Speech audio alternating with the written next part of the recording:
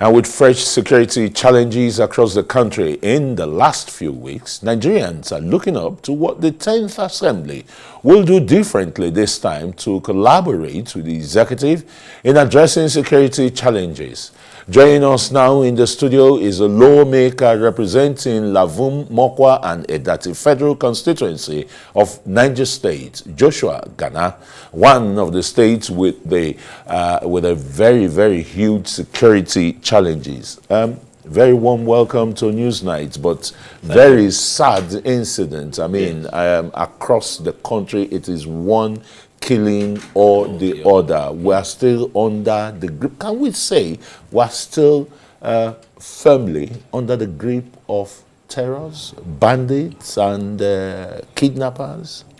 Yes, at this point, I mean, we're seeing the reports of the reality that these things are still taking place, even when we have a new government in place. What I'd like to say, I believe this government, hopefully between the National Assembly and the Executive, hope to be more decisive in addressing the issues of insecurity in the Federal Republic of Nigeria.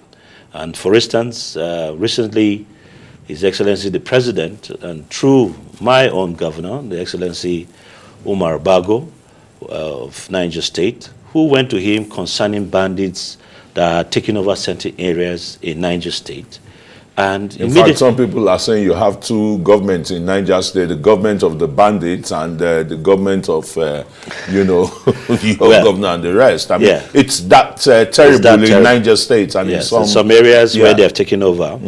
But the president was gracious enough, being the commander-in-chief, to direct the Air Force to do surveillance, and the Air Force did some shellings around the area. Oh, they do regularly. Yes. I mean, kudos to the Nigerian Air Force. And with the Nigerian military generally, because the Air Force can't do it alone. You still have ground troops to go in to mop up the whole situation. Yes, but it is persistent. Yes. That's the problem. They don't want to give up. But a time has come where a more decision-making mechanism needs to be put in place.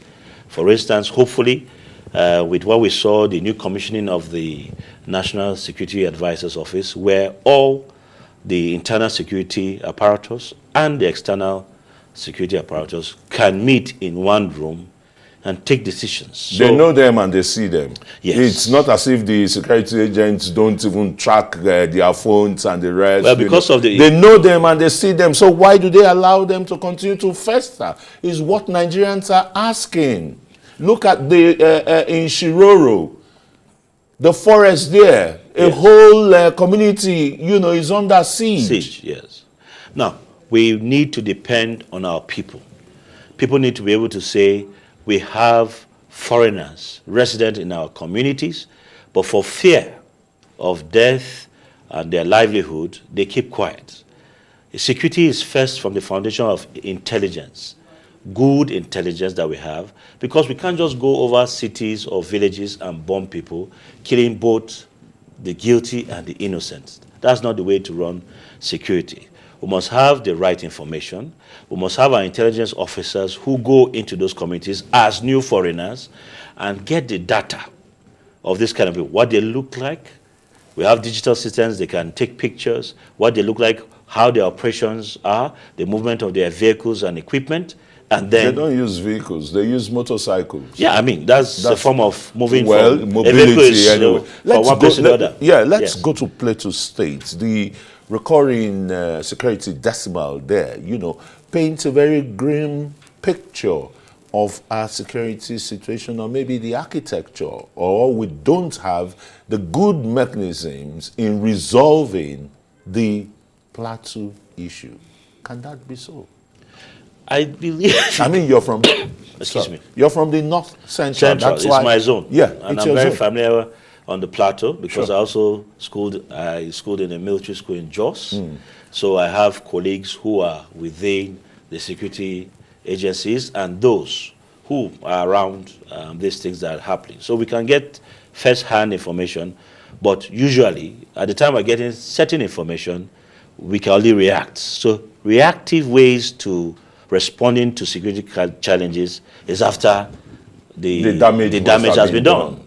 We must be more proactive, where we have to plant our people within these areas where we have these flashpoints and get more detailed positioning. We have GPSs where you can say they're within A, B, C, D locations, and you can now send the Air Force to put in the first force of fear. I said there and isn't then any doubt about that. The troops on the ground can now move in. The military, the intelligence agencies like the We must DSS, commend them. They're doing very well. Oh yes, they They're have doing their all best. these equipment. Yes. They can track these people. There's some say, look, it needs the political will. It needs the order of one man. One man is the commander-in-chief Yes. and president. Yes. And he alone is in that position to give the order. Say, go after them. Look at the other mayhem in Kaduna. Also. A man, 4 children. 4 children. All Very because sad. they just want to rustle cows. So you can see that kind of rustling is tied to poverty. We know the Salah is coming. Rustling cows now and having them to sell might be the model of those people who did that. And the way to go about it, and there should be no repercussion, was to take the life of that man. 5 people. But then plus sadly, 2 others. with his children. Now, that speaks to the normal revenge system. You and I know, if someone we can identify by either vision or by some certain marks on the body, that person took a member of our family or your family, you will want to revenge and get that person to book if the security agencies are not even moving as fast as you want. So their thinking is that let's take out the generation that will pursue after the ownership of these cows that were rustling. But it needed not to be so. But how do we guard our people? The government went well to say, let's begin to ranch. In ranching, we can take account of cattle, owners of cattle and everything. And they then can if be, these can people, be marked. yes. Yeah. And when these people come in to attack, wherever those cattle move, north, west, east, south, on digital systems, you can trace them. You can track them. This is the path route that they've gone to which to. they have gone. And then we can set ambushments and then get those who are behind this to book. But then, people, because of sentimental ties to their way of life, being cattle rearers, have said no to that system. And then we're still suffering the same pain.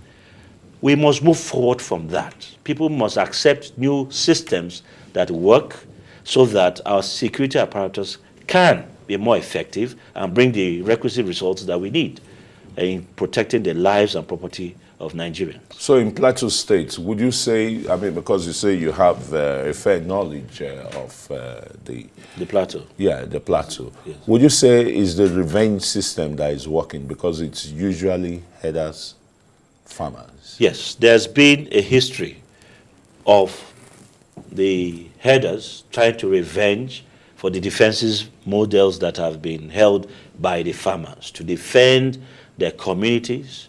And even when the military, they give the right intel to military and the security agencies, they come to punish them for such actions. So they are suffering those repercussions on the plateau. Now, it's a gross level of unforgiveness. Isn't it genocidal?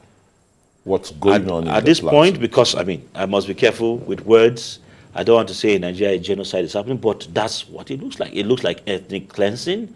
It looks like people wanted to take over a whole community and own the lands, having killed all the people in those villages.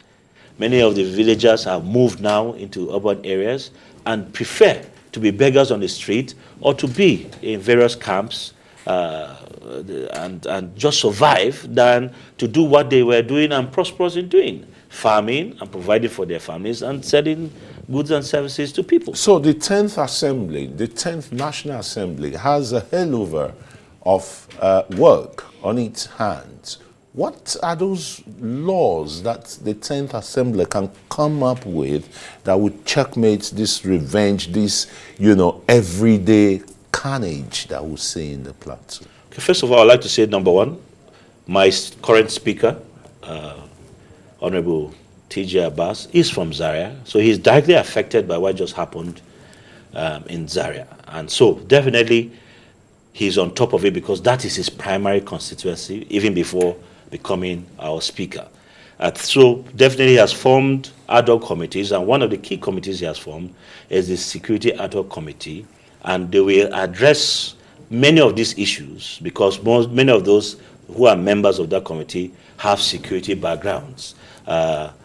Many, although I'm not in that committee, but I've had secondary training in a military background, which we can also contribute. And so we know our colleagues who are in that committee, and we're sending information to them, and even contacts that these are people you may want to speak with who could help you with a lot of data and information of what has been happening in those areas.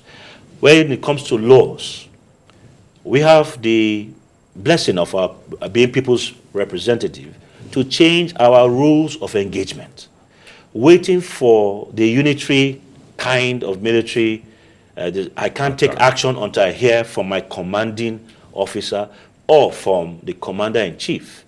If you see a real-life situation and you have enough firepower and men to take care of it and take account and report back to your superior officer, I think by the rules of engagement, we can release those officers who are at the battlefields to do their work.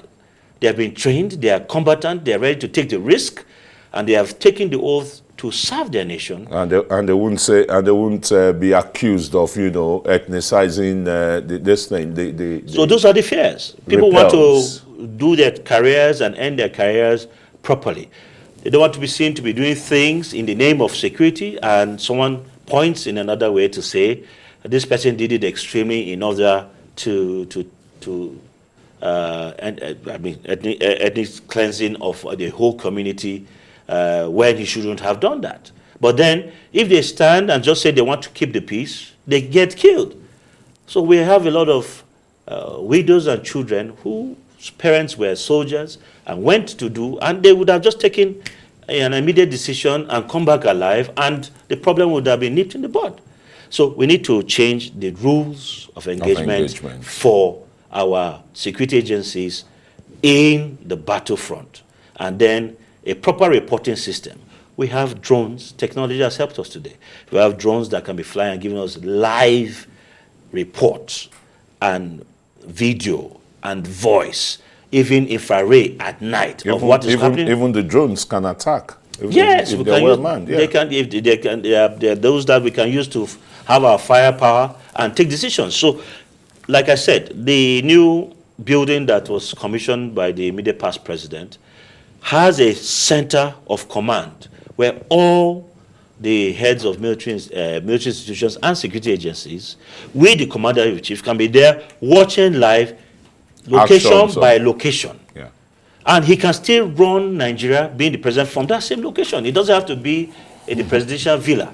Absolutely. So I'll say, if they need the enabling laws for our soldiers, for our security agents to the 10th National Assembly is ready. Yes, we'll do that. Well, we'll do that to help our men. It's peace that they want and tranquility in the entire Nigerian nation. Thank you so very much. Thank you Joshua Gana is the member House of Representatives representing Lavung, Mokwa and Edati Federal Constituency.